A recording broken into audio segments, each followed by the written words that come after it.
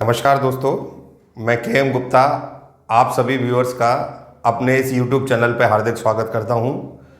दोस्तों, आज के इस वीडियो में हम most confusing words of English जो हमने इस सीरीज चला रखी है उसका तीसरा पार्ट आपके सामने डिलीवर करने जा रहे हैं।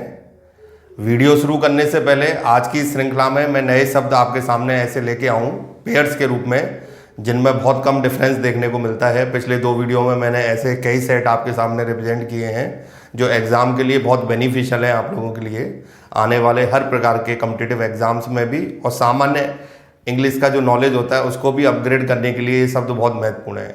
ये ऐसे शब्दों के पेयर हैं जो किसी भी लेवल पे आपके लिए काम आ सकते हैं। कंपटीशन लेवल पे, डेली लाइफ में जब हम किसी चीज़ के प्रति अपनी राइटिंग करते हैं।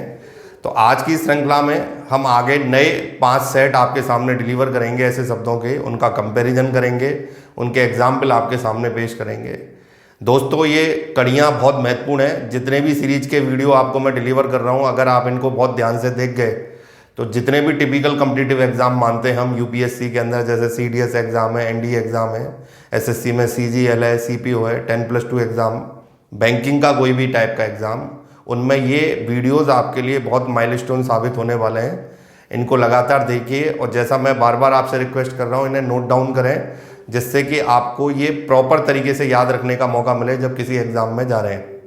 वीडियो शुरू करने से पहले एक बार आपसे रिक्वेस्ट करेंगे, अगर आपने अब तक हमारा ये चैनल सब्सक्राइब नहीं किया है तो आप ये चैनल ज़रूर सब्सक्राइब कर लें, क्योंकि नॉलेजफुल कंटेंट आप इसके माध्यम से प्राप्त करते हैं वो आपको सही समय पर मिलता रहेगा। वीडियो अंत तक देखें, पूरा देखें। अगर आपको पसंद आता है तो लाइक ज़रूर करें। दोस्तों, अब हम आज के इस वीडियो की शुरुआत करते हैं अपने पहले पेयर के साथ, जिसे हम कह रहे हैं most confusing words of English. ये हमारा पार्ट 3 है। पार्ट 3 का हमारा पहला सेट, जिसको multiple time different competitive examiner पूछ चुके हैं। देखिए, ये जो चीज़ें हम आपके सामने डिलीवर कर रहे हैं, अब आप यहाँ एक पहला सेट ही देख लीजिए। Everything is same but the difference is that कि यहाँ पे एक लेटर का अंतर है, ई है, और यहाँ पे क्या आ रहा है, आई। अब आप देखें, अच्छे से अच्छा स्टूडेंट चकमा खा सकता है इसमें, और इनको व्यापक तरीके से ऐसे पूछा जाता है क्योंकि इनके मीनिंग अलग है। एग्जामिनर आज आपको कई एंगल पे चेक करता है। ये नहीं कि एक छोटा मोटा ग्रामर का नॉलेज लेके चले गए हम और उससे कोई एग्जाम पास कर लें, ऐसा हो ही नहीं सकता। तो यहाँ ध्यान से देखें, यहाँ पे आपको इस वर्ड को एज ए नाउन काम में लेना है, और इसका अर्थ होता है पूरक। पूरक मतलब एक दूसरे पे डिपेंडेंट है, एक का संबंध दूसरे के साथ जुड़ा हुआ है, ये पूरक होता है। यहाँ पे दूसरा वर्ड है, ये वर्ब का काम करता है, सेम उच्चारण है, सब कुछ सेम है, दैट इज कॉम्प्लीमेंट। इसका अर्थ है वर्ब से, इसका अर्थ है प्रशंसा करना या किसी को बधाई देना, दैट इज वर्ब। तो दोनों का प्रोनाउंसिएशन सेम है, मतलब अलग अलग है, और इनका उपयोग अलग अलग तरीके से होता है। अब इनको एग्जाम्पल से समझे हम। जैसे मैंने इसको वर्ब डिक्लेयर किया है तो इसका एक एग्जाम्पल लिखा है मैंने, teacher complemented her on her brilliant success in exam, यानी बहुत अच्छी सफलता पे टीचर ने उसको बधाई दी या प्रशंसा करी। अब सपोज करिए यहाँ एग्जामिनर ई यूज़ करके इसका एक एग्जाम्पल बना दे तो ये हमारे लिए एक पैनिक क्रिएट करने वाला क्वेश्चन हो जाएगा। दूसरे एग्जाम्पल में आप ध्यान से देखिए, ये कह रहा है this black jacket is a perfect complement to her outfit, मतलब उसके पहनावे पे ये ब्लैक जैकेट एक तरीके से उसका पूरक, मतलब इसके बिना उसका पहनावा अच्छा नहीं लगेगा। जब तक ये चीज़ इससे नहीं जुड़ेगी ये एक दूसरे के पूरक हैं, ये कहने का मतलब है यहाँ पे। तो कई बार हमें एग्जाम्पल में भी बोल देते हैं both are complement to each other, यानी एक दूसरे से पूरक हैं चीज़ें।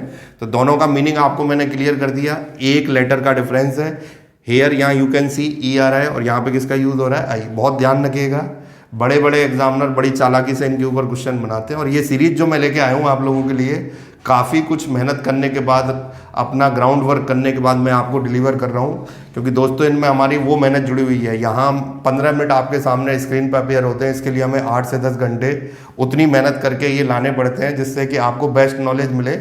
तो हम चाहते हैं इसको प्रॉपर तरीके से आप लें और आप एग्ज़ाम में फ़ायदा उठाएं। हमारा उद्देश्य यही है कि आप घर बैठे वो नॉलेज अर्जित कर लें। जब तक आप ऑफलाइन क्लासेस में नहीं आ रहे हैं तब तक इतना ज्ञान अर्जित कर लें जिससे एग्ज़ाम में ज़रूरत पड़े तो अच्छा परफॉर्म कर सकें। तो ये पहला सेट कंप्लीट हो गया। अब आते हैं हम अगले सेट पे, लेट्स सी। तो दोस्तों अब कंटिन्यू करते हैं हमारे अगले पेयर के साथ। बहुत शानदार चीज़ आ रही है यहाँ पे। यहाँ तो ऐसा पेयर है कि एक ही शब्द के 2 रूप देखने को मिल रहे हैं। मतलब अभी तक तो हमने ऐसे पेयर बनाए जहाँ पे 2 शब्दों में स्पेलिंग में थोड़ा बहुत अंतर था, उच्चारण समान था। यहाँ पे तो दो ऐसे शब्द भी हैं और प्लस एक शब्द में दो रूप भी हैं, तो बड़ा आपके लिए बेनिफिशियल पेयर है ये। पहला पेयर और ये मतलब सेकंड पेयर का पहला वर्ड और ये दूसरा वर्ड लगभग सेम ही है, यहाँ पे भी एक ही अक्षर का अंतर है, आप देख लीजिए, दैट इज डेजर्ट, और ये भी वही सेम चीज़ है, डिसर्ट कहते हैं हम इसे। मेन मुद्दा ये है कि इस वर्ड के दो रूप हैं, ये नाउन की तरह भी काम करता है और ये वर्ब। अगर नाउन की तरह काम में लेंगे तो रेगिस्तान है, ड्राई प्लेस जहाँ होती है, एरिड लैंड जिसे कहते हैं, जहाँ पे जनरली कोई वनस्पति या वेजिटेशन नहीं होता। और दूसरा वर्ड है डिसर्ट, यानी डिसकंटिन्यू करना, एवेंडोन करना, त्यागना या छोड़ना किसी चीज़ को, दैट इज डिसर्ट। जैसे कि कई बार कहते हैं ना, उसने मुसीबत में उसे अकेला छोड़ दिया, तो ये आप ऐसे यूज़ कर सकते हैं। दूसरी वो चीज़ है जब हम किसी रेस्टोरेंट होटल वगैरह में जाते हैं, खाने के लिए ऑर्डर लेने कोई आता है तो मेन कोर्स पूछने के बाद पूछता है सर डिसर्ट में क्या लेंगे, तो ये आप बता सकते हैं कि भाई स्वीट डिश, कोई आइसक्रीम वगैरह, इस तरीके से होता है। इसे हम स्वीट डिश कह सकते हैं, कोई मिठाई कह सकते हैं। अब इसके एग्जाम्पल की बात करें तो मैंने इन दोनों के लिए एक अलग अलग पेयर बनाया एग्जाम्पल का। यहाँ पे हम पहले इसके लिए बात करें, we have ice cream and gulab jamun for dessert. तो यहाँ पे ए मिठाई के बात कर रहा है कि ये हमारे पास उपलब्ध है मिठाई के अंदर। दूसरी बात करें उसकी, तो उसके लिए मैंने वर्ब का एक एग्जाम्पल तैयार किया है, she was deserted by her friend and family, यानी उसको अकेला छोड़ दिया गया उसके मित्र द्वारा और उसके परिवार द्वारा।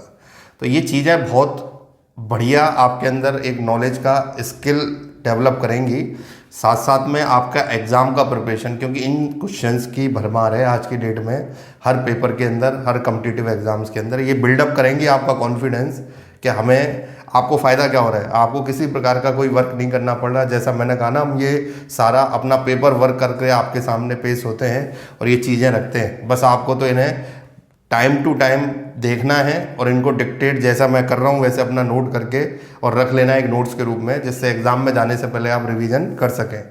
तो दोस्तों ये दूसरा सेट मेरा समाप्त होता है। अब मैं आपके सामने अपना तीसरा सेट पेश करने जा रहा हूँ, लेट्स सी। तो दोस्तों अब बढ़ते हैं हमारे तीसरे सेट की ओर। इस वीडियो का हमारा तीसरा पार्ट आपके सामने मैं रखने जा रहा हूँ। देखें और सीखें अंग्रेजी कितनी इंटरेस्टिंग भी हो सकती है और आपके लिए पेन देने वाली हो सकती है। अब आप ये दो शब्द देखिए, कहाँ से आपको अंतर नज़र आएगा, सिर्फ वही चीज़ आ रही है कि एक अक्षर का। आज के शुरू के 3 सेट तो लगभग ऐसे ही हैं जिनमें एक एक अक्षर का अंतर है। अब इनमें तो कोई भी चकमा खा जाए एग्जाम में इनको देख के, इनके बीच में बहुत माइन्यूट डिफरेंस होता है, इनको डिफ्रेंशिएट करना ही बहुत मुश्किल हो जाता है।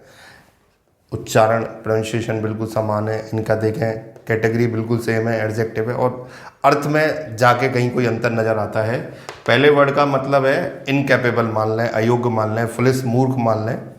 दूसरा वर्ड है इम्प्रॉपर या रॉन्ग कह लें उसे, अंग्रेजी में बात करूँ, हिंदी में कहेंगे अनुचित या गलत। दोनों के मीनिंग अलग हैं, देखने पे एक जैसे हैं, उच्चारण में एक जैसे हैं, बट डिफरेंट इन मीनिंग। यही इन वीडियोज की खासियत है जो लगातार मैं आपके सामने डिलीवर कर रहा हूँ। ये स्किल अगर किसी बच्चे के अंदर है, किसी स्टूडेंट के अंदर है, तो वो मास्टर पीस है सब्जेक्ट के अंदर। हर सब्जेक्ट की अपनी एक क्वालिटी होती है और अंग्रेजी की क्वालिटी यही शब्द, इन पे जिसकी कमांड है वो बहुत कुछ कर सकता है एग्जाम के अंदर, खासकर कंपटीशन में।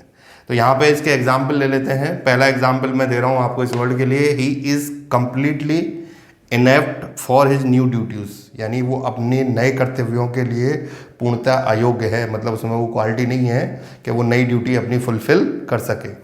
दूसरा एग्जाम्पल मैं आपको देता हूँ, she made an inept attempt to apologise to him, मतलब उसने उससे माफ़ी मांगने का एक, कहना चाहिए अनुचित या गलत प्रयास किया जो उसे नहीं करना चाहिए था। तो ये इस तरीके के 2 एग्जाम्पल हमने इस कंटेंट के लिए आपके सामने रख दिए। दोनों का सब कुछ सेम होते हुए, उच्चारण सेम होते हुए, अर्थ अलग है और इनका उपयोग भी वाक्य में अलग है। बस आपको ये ध्यान रखना है कि ए के साथ जब वर्ड बनेगा तो ये अर्थ लेके आएगा और ई के साथ आएगा तो ये वाला अर्थ लेके आएगा। तो ये आपका तीसरा सेट भी यहाँ कंप्लीट होता है। अब आते हैं हम अपने 4th सेट पे। तो दोस्तों अब हम आपके सामने डिलीवर करने जा रहे हैं हमारे वीडियो का अब का जो हम कंटेंट डिलीवर कर रहे हैं आपके सामने, उसका 4th सेट। 4th सेट में एक बहुत ही महत्वपूर्ण सीरीज आ रही है आपके सामने। जैसे अभी थोड़ी देर पहले एक कम्प्लीमेंट पढ़ा था, ये 2 ऐसे सेट हैं आज के वीडियो के जिनको एसएससी और यूपीएससी में तो सैकड़ों हज़ारों बार पूछा जा चुका है, रिपीट किया जा चुका है। तो ये देख लें, उच्चारण बिल्कुल सेम है पर थोड़ा स्पेलिंग में अंतर आ रहा है। यहाँ पे इमिनेंट और इमिनेंट बिल्कुल सेम प्रोनाउंसिएशन है, दोनों एडजेक्टिव हैं। यहाँ पे हम कह सकते हैं प्रसिद्ध, फेमस, जाना पहचाना, जैसे कहते हैं ना इमिनेंट राइटर, इमिनेंट पर्सनैलिटी, वो चीज़ है। और ये इमिनेंट का अर्थ है कमिटेड टू बी सून, जो चीज़ बहुत ही जल्दी होने वाली है, निकट भविष्य में तुरंत होने वाली है, उसके लिए हम ये वर्ड इस्तेमाल करते हैं। मेन एग्जामिनर का क्वेश्चन पूछने का उद्देश्य यही है कि वो आपकी इस स्किल को चेक करेगा कि आपको वर्ड्स का मीनिंग प्रॉपर तरीके से इस्तेमाल करना सेंटेंस में आता है या नहीं आता है। मान लीजिए हमें प्रसिद्ध के लिए बात करनी है और ये वर्ड यूज़ कर दिया जाए, तो अगर आपका कंसेप्ट कहीं पे भी थोड़ा बहुत कमज़ोर है तो आप मात खा जाओगे, और आप पक्के हो अपने कंसेप्ट पे तो मात नहीं खाओगे, आप बिल्कुल पकड़ लोगे कि एग्जामिनर ने गलती की है। हम इनके एग्जाम्पल लेते हैं। हमारा 4th सेट का एग्जाम्पल दोनों वर्ड का, we are awaiting the chief guest imminent arrival, यानी चीफ गेस्ट का जो तुरंत अराइवल होने वाला है हम उसका अवेट कर रहे हैं, यानी इंतजार कर रहे हैं।